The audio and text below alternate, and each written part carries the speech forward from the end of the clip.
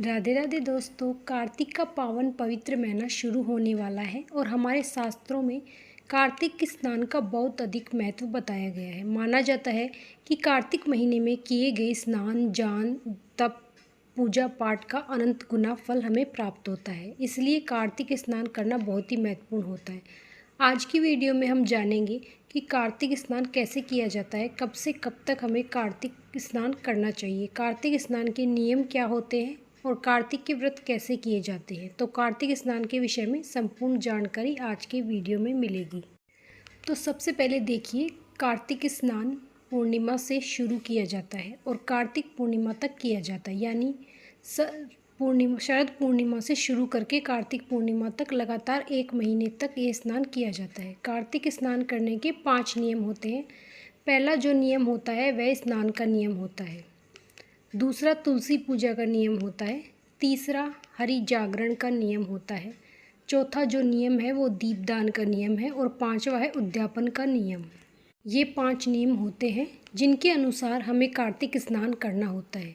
कार्तिक स्नान का हमारे शास्त्रों में बहुत अधिक महत्व बताया है। जो कार्तिक स्नान आप जरूर करें। और कार्तिक स्नान कैसे करेंगे, अब हम इसी विषय में बात करते हैं। तो देखिए, कार्तिक स्नान शरद पूर्णिमा से शुरू करके और कार्तिक पूर्णिमा तक पूरे 1 महीने तक स्नान किया जाता है। सुबह ब्रह्म मुहूर्त में उठकर ठंडे जल से स्नान करना होता है। सुबह ब्रह्म मुहूर्त में उठे 5 बजे से पहले तारों की छाँव में स्नान कर ले। उसके बाद हमें तुलसी जी का और पतवारी जी का पूजन करना होता है। तो आप एक पतवारी बना ले। पतवारी पूजन का तो बहुत महत्व होता है कार्तिक में। आप तुलसी जी के पास ही एक पतवारी बना लें। पतवारी बनाकर आप रोजाना स्नान करने के बाद तुलसी जी का और पतवारी का पूजन करें। पूजन करने की विधि बहुत ही सरल है। सबसे पहले हम जल समर्पित करेंगे, उसके बाद हम तिलक लगाएंगे, फूल समर्पित करेंगे, भोग प्रसाद समर्पित करेंगे और फिर हम आरती करेंगे। साथ ही हम पतवारी की और तुलसी जी की परिक्रमा भी जरूर करते हैं। तो बहुत ही सरल विधि से हम पतवारी का और तुलसी जी का पूजन करेंगे। उसके बाद हम कार्तिक महात्म्य का अध्याय पढ़ेंगे और कार्तिक में सुनी जाने वाली कहानियाँ सुनते हैं। तो आप चाहें तो आप प्रतिदिन एक अध्याय पढ़ सकते हैं। साथ ही बहुत सारी कहानियाँ हैं जो कार्तिक स्नान में सुनी जाने वाली हैं। वो सभी कहानियाँ आप मेरे चैनल पर मिल जाएंगी, आपको आप सुन सकते हैं। महात्म्य पढ़ने के बाद या कहानी सुनने के बाद आप हरि जागरण करें। रोजाना के 2 भजन हम कम से कम आप ज़रूर करें। ज़्यादा अगर ना भी कर पाएँ तो आप भजन आप ज़रूर सुन भी सकते हैं। आप मोबाइल में भजन चलाकर उनके साथ साथ गुनगुना सकते हैं। इस तरह से हम हरि जागरण यानी कि हरि के नाम के भजन भी ज़रूर करते हैं। तो भजन आप ज़रूर करें। उसके बाद आप एक लोटा जल सूर्य देवता को ज़रूर समर्पित करें, यानी सूर्य देवता को आप जल ज़रूर दीजिएगा। इस तरह से हम पूरे कार्तिक के महीने सुबह स्नान करने के बाद पूजन करना होता है। और शाम के समय में भी आप तुलसी जी में एक दिया ज़रूर जलाएं। और तुलसा जी में आपको सुबह भी दिया जलाना है और शाम को भी तुलसा जी में दिया ज़रूर जलाना है। इस तरह से कार्तिक में पूजन किया जाता है और स्नान भी किया जाता है। इसके साथ ही देखिए, अब हम बात करते हैं कार्तिक महीने के व्रत कैसे किए जाते हैं। तो देखिए, कार्तिक के व्रत करने के 3 तरीके हैं। जो पहला तरीका है उसमें पूरे कार्तिक के महीने उन्हें नहीं खाया जाता।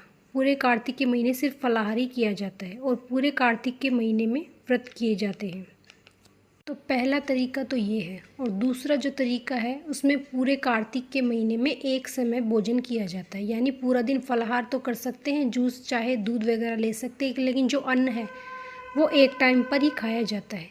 इसके साथ ही जो तीसरा तरीका है कार्तिक व्रत करने का वो ये है कि कार्तिक के महीने में आने वाले मुख्य दिनों में ही व्रत किया जाता है। कार्तिक में जो एकादशी आती है उस दिन व्रत किया जाता है। इसके साथ ही गोअष्टमी को व्रत रख लें, आंवला नवमी को व्रत रख लें, पूर्णिमा का व्रत रख सकते हैं। जो कार्तिक में मुख्य दिन पड़ते हैं उसी दिन व्रत कर लिया जाता है। इस तरह से कार्तिक महीने में व्रत किए जाते हैं।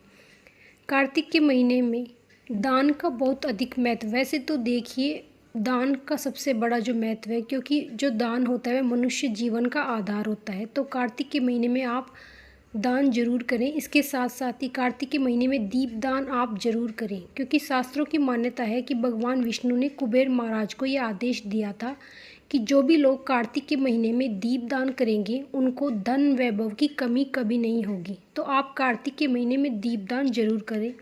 तुलसी जी में दिया जलाएं। आप भगवान विष्णु के मंदिर में दिया जला सकते हैं।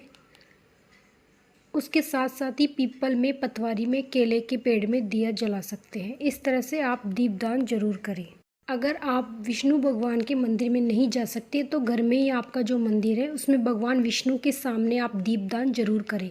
तो इस तरह से हम पूरे कार्तिक के महीने स्नान करना होता है, पूजन करना होता है। उसके बाद जब कार्तिक का महीना पूरा हो जाए तब कार्तिक पूर्णिमा के दिन कार्तिक माह का उद्यापन किया जाता है। यानी कि जो आप कार्तिक स्नान कर रहे हैं, कार्तिक व्रत कर रहे हैं, उसका आपको उद्यापन करना होता है। उद्यापन के बिना कोई भी व्रत या कोई भी संकल्प पूर्ण नहीं होता, तो आप उद्यापन तो जरूर ही करेंगे। इसके लिए कम से कम एक पंडित और उनके जोड़े को घर पर बुलाएं, भोजन करके उनको वस्त्र और दक्षिणा देकर पैर छूकर उनका आशीर्वाद लें। इस तरह से कम एक जोड़े को आप भोजन जरूर करा सकते हैं। अगर आप किसी को घर पर नहीं बुला सकते या पंडित टाइम पर घर पर आने के लिए तैयार नहीं है तो आप उनको भोजन, वस्त्र और दक्षिणा उनके घर पर भी पहुंचा सकते हैं, या विष्णु भगवान के मंदिर में जो पंडित हैं उनको भी जाकर दे सकते हैं दान में। इस तरह से हम कार्तिक स्नान का उद्यापन करते हैं। ये वो सभी कार्य मैंने आपको बताए जो हम कार्तिक माह में करने चाहिए। इसके साथ ही अब हम बात कर लेते हैं कि वे कौन से कार्य हैं जो हम कार्तिक महीने में नहीं करने चाहिए। तो सबसे पहले तो देखिए कि कार्तिक के महीने में दलहन चीज़ों का सेवन नहीं करना चाहिए। दाल का सेवन नहीं करना, जैसे चने की दाल हो गई, मटर हो गया, जो 2 टुकड़ों में विभाजित होती है दलहन चीज़ें, उनका सेवन हम कार्तिक महीने में नहीं करते। दूसरा, कार्तिक के महीने में शरीर पर तेल की मालिश नहीं करनी चाहिए। इसके साथ ही कार्तिक के महीने में प्याज, लहसुन का सेवन नहीं करना चाहिए। मांस, मदिरा, शराब आदि का सेवन नहीं करना चाहिए। पूरे कार्तिक के महीने में लड़ाई झगड़ा ना करें, किसी की निंदा ना करें, या कुछ ऐसे कार्य जो हमें कार्तिक के महीने में नहीं करने चाहिए। इसके साथ ही मान्यता है कि कार्तिक स्नान के दौरान हमें ज़मीन पर ही सोना चाहिए, बेड या चारपाई पर नहीं सोना चाहिए। लेकिन आजकल जो लाइफ स्टाइल है उसके अनुसार ज़मीन पर सोना सभी के लिए पॉसिबल नहीं हो पाता। तो अगर आप ज़मीन पर ना भी सोएं तो आप बेड या चारपाई वगैरह पर सो सकते हैं, लेकिन आप अपने बिस्तर अलग रखिए। बिस्तरों को दूसरे के बिस्तर में आप हो सकते हैं शामिल ना करें, अलग ही अपना बिस्तर लगाएं। शास्त्रों के अनुसार जो मनुष्य कार्तिक स्नान करते हैं उनके सभी प्रकार के पाप नष्ट हो जाते हैं, सभी पापों से उन्हें मुक्ति मिल जाती है। तो कार्तिक स्नान आप जरूर ही करें। कार्तिक स्नान के समय आप जितना हो सके कार्तिक के महीने में उतना भगवान का ध्यान करें, भजन कीर्तन पूजा पाठ करें, ताकि आपको कार्तिक स्नान का अनंत गुना फल प्राप्त हो। आप दान भी जरूर करें, लेकिन किसी को देखा देखी न करें। जितनी आपकी सामर्थ्य हो उतना आप सक्षम हो जितना ही आप दान करें। और तुलसी जी का और पतवारी जी का पूजन तो जरूर ही करें। कार्तिक स्नान से संबंधित और भी वीडियो हमारे चैनल पर आ चुकी हैं, तो आप उनको जाकर ज़रूर देखिएगा और आने वाली वीडियो को भी ज़रूर सराहिएगा। अगर ये छोटी सी जानकारी आपको अच्छी लगी हो तो चैनल को लाइक ज़रूर कीजिएगा। और आप सभी को कार्तिक स्नान 2025 की हार्दिक बधाई। राधे राधे। चैनल को लाइक, सब्सक्राइब ज़रूर कीजिएगा। राधे राधे।